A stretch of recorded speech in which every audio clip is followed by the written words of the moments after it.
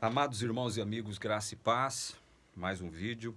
Estamos repercutindo Romanos 1, 16 e 17. Pois não me envergonho do Evangelho, porque é o poder de Deus para a salvação de todo aquele que crê.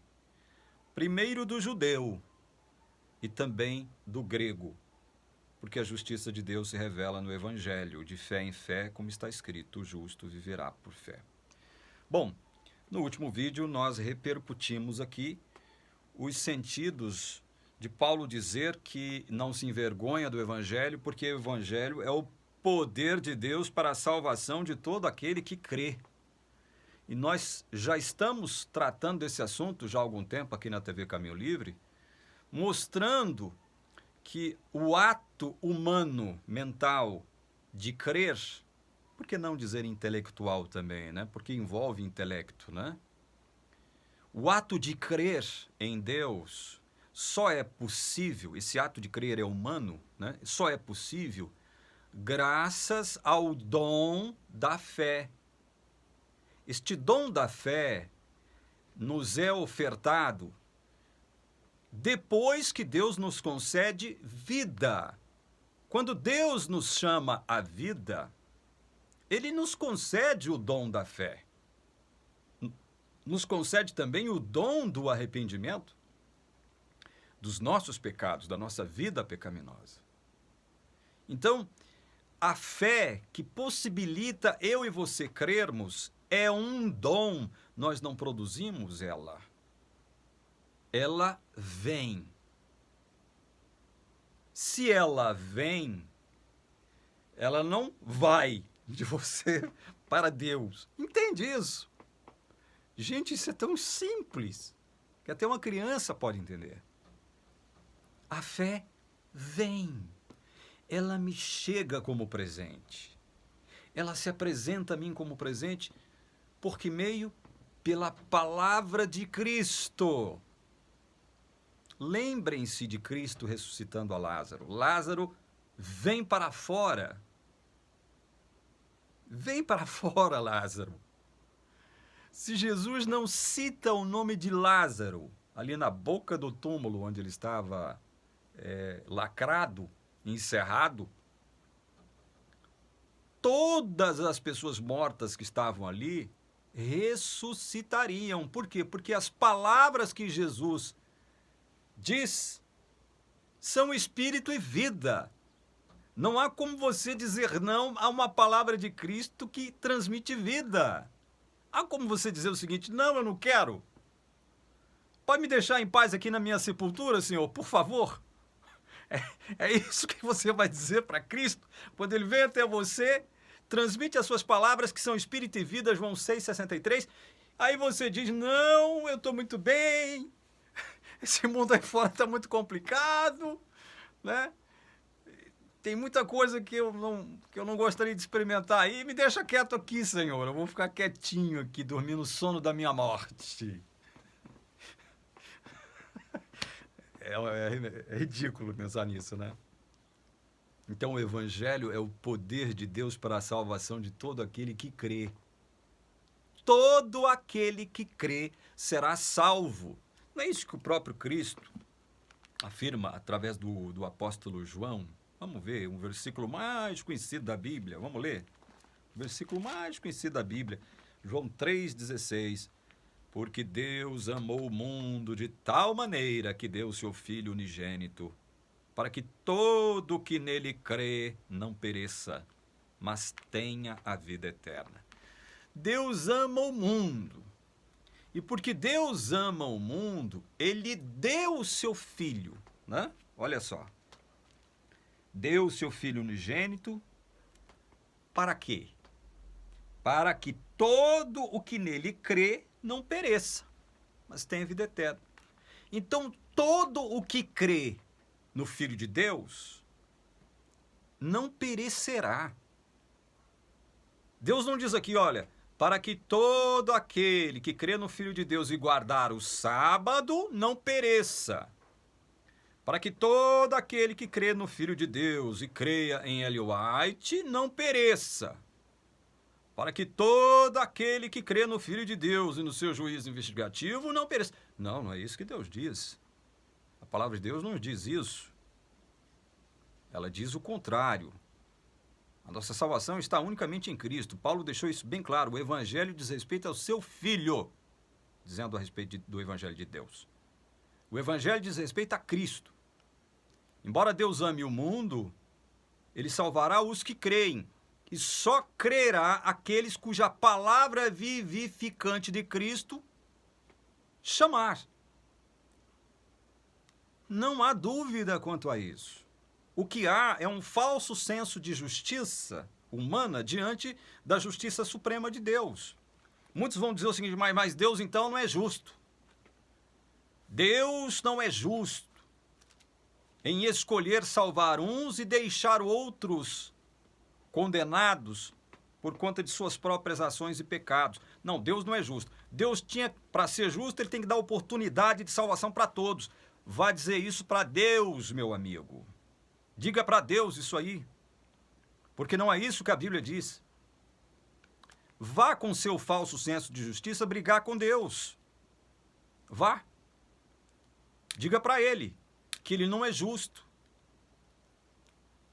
por não dar oportunidade de salvação.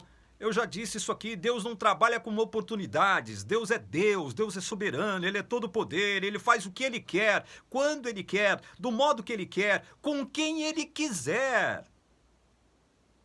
E durma com este barulho, meu irmão. É só você com seu falso senso de justiça? Parece que o seu senso de justiça é mais aguçado que o próprio senso de justiça de Deus? É óbvio que não é contra Deus que você está assim surgindo. É contra nós que assim pregamos. Mas a Bíblia é clara em afirmar isso. Olha, o Evangelho é o poder de Deus. Não é o seu poder, não é o meu poder, irmão. É o poder de Deus para a salvação de todo aquele que crê. E só crerá aquele que receber a fé como dom de Deus, porque Deus assim o quis. Porque é pela palavra de Cristo que a fé chega. É pela palavra de Cristo. E aí eu sou obrigado a ler um texto, meu querido irmão, que não concorda com isso que nós estamos falando. Eu sou obrigado a ler a palavra de Deus para você. Você que diz crer na palavra de Deus, no entanto, não crê no que nós estamos mostrando da palavra de Deus para você. Olha só o que Atos capítulo 13, verso 48 diz. Os gentios, ouvindo isto, se alegravam e glorificavam a palavra do Senhor. E creram todos os que haviam sido destinados para a vida eterna. Quando os gentios, ouvindo Paulo e Barnabé pregarem o Evangelho, diz o texto que eles se alegraram e glorificavam a palavra de Deus. E creram. Quem foi que creu quando Paulo estava pregando para os gentios? Paulo e Barnabé estavam pregando para os gentios ali naquela circunstância. Quem foi que creu, irmão? Quem foi que creu? Segundo a Bíblia, não é segundo o entendimento reformado, não. Para com isso. É segundo a palavra de Deus que você afirma crer. Olha, quem foi que creu? Creram todos os que haviam sido destinados para a vida eterna. Eles só creram quando Paulo e Barnabé pregaram, porque haviam sido destinados para a vida eterna, irmão. Para com esse negócio de ficar brigando com a palavra de Deus. Na verdade, você briga conosco, que pregamos a palavra de Deus, porque você pensa que isso é uma ideia nossa, pré-concebida nossa, dos reformados, calvinistas. De jeito nenhum. Nós estamos mostrando o que a palavra de Deus diz. Só crerá aqueles que foram destinados para a vida eterna. E quando foi que isso aconteceu, meu irmão? Na eternidade, quando Deus os pré-conheceu de modo pactual e salvífico e escreveu seus nomes no livro da vida. Estes foram destinados para a vida eterna. Estes crerão quando a palavra de Cristo chegar até eles. Muitos são chamados, poucos escolhidos, disse Jesus em São Mateus capítulo 22. Você se lembra disso, irmão? Muitos são chamados, poucos escolhidos. É por isso que o Evangelho tem que ir a todo mundo. Tribo, nação, povos, multidões e línguas, irmão. Por que mesmo? Porque Deus destinou gente de todos os povos, nações, multidões e línguas para a salvação. O evangelho, irmão, que não crê no que nós estamos pregando, é essa notícia de que Deus veio salvar aqueles que ele destinou para a salvação. Ele não veio dar oportunidade de salvação. Ele veio salvar eficiente e eficazmente a todos que ele decidiu salvar.